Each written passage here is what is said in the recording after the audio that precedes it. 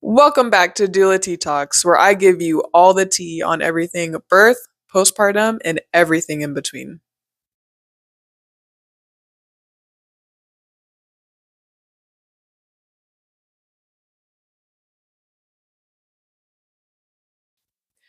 My name is Maya, and I am a certified birth and postpartum doula, as well as a yoga instructor specializing in prenatal yoga, while also holding a bachelor's degree in child development.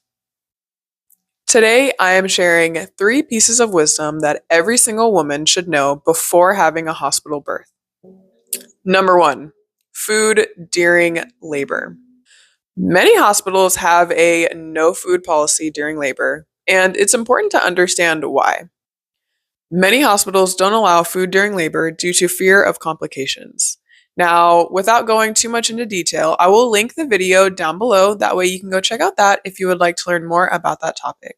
But with that being said, I highly, I can't recommend this enough that you eat during labor. And that's not to say you need to eat a whole meal, but bringing things such as granola, applesauce packets, honey packets, easy things that you can consume, even yogurts, quick, easy things, smoothies, protein shakes. These are going to fuel you during your labor. And it's so important that you eat because you're doing a lot of work. And when anybody is doing a lot of work, you need to eat, babe. Okay. So pack all the snacks. And with anything, always listen to your body. If you're in labor and you feel like you don't want to eat, then don't force it. But of course, have these tools in your toolbox just in case you do feel like you need some food. Tip number 2, if you are planning to go unmedicated, this is going to be huge. So, speaking to my unmedicated mamas, it is so important that during labor you continue to move and stand up, get in different positions. The biggest thing here is to not be laboring on your back and to not even be laboring on your side.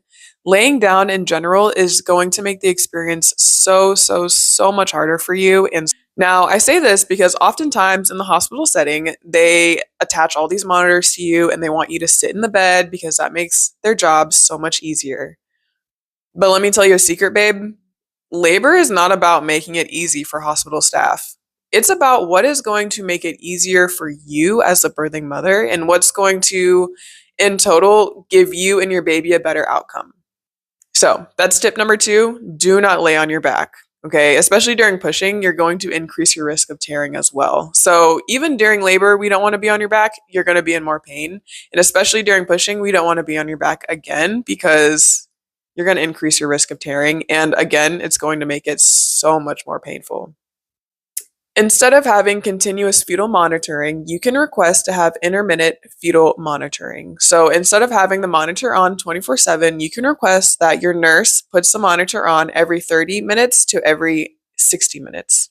This will give you an opportunity to truly move around. Now, most hospitals are not going to want to do this, but you have every right to request it and even demand it if this is what you want and need.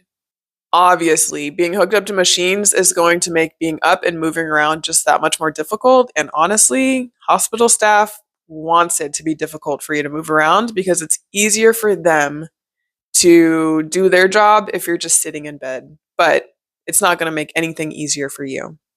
So, if you're planning an unmedicated birth, movement is going to be your best friend. So, let's make sure that we're setting the scene appropriately. And lastly, tip number 3. After your baby is born, there is absolutely no reason why they need to be taking your baby away from you or out of your room unless your baby is being admitted into the NICU. Now, if you don't know what the NICU is, that is the newborn ICU. So if your baby is born having, issues breathing, having issues, regulating their temperature, there's a range of different reasons why your baby could end up in the NICU. If your baby is having those issues, then absolutely they need to be in the NICU. But if you just birthed a totally healthy baby, there's absolutely no reason on planet Earth that they need to take that baby out of your room. Now, with that being said, if you want your baby to go to the nursery for whatever reason, right? If you would like to get in a uninterrupted nap, which you have every right to do, then send your baby off to the nursery. But just know that it's not a requirement. You have more rights and options than the hospital wants to lead you to believe. This is your birth, this is your body, and this is your baby.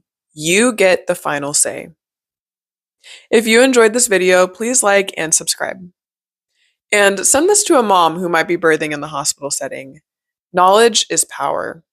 I might not be your official birth doula, but I am going to sit here and tell you how it is. I hope with this gained knowledge, you can go into your birth experience feeling empowered and confident. And I would love to hear from you guys. Comment down below which tip surprised you the most. Thank you so much for joining me for today's Doula TeaTox, and I will see you in the next video. Bye!